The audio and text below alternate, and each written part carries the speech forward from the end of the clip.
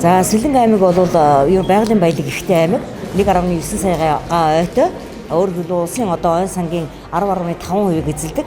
За тэгсэн байгалийн баялаг ихтэй хэдий ч бас одоо байгалийн дороотолд орсон ихтэй аймаг. Одоо өөрөөр хэлбэл Сэлэнг аймгийн хэмжээнд 220 гаруй мянган газар бол дороотолд орсон байна. Энэ нь ойг гэрийн төмрөөс хууль бусаар мод бэлтгэлээс за мөн одоо дээр нь хөнөө шавж нэрвэгдсэн ийм талбаанууд байна. Тэгэхээр бид нар өнөөдрийн одоо энэ тэргуун модныхаа юугаар бол эдгээр байгаа дороотсон байгаа нөхөн сэргээх одоо хэрвээ бид нар одоо ойгоо нөхөн сэргээж чадах юм бол уур амьсгал зөөлрөн, ойн сан одоо нэмэгдэнэ. За хөнөө шавжид нэрвэгдсэн талбай хэмжээ багасна.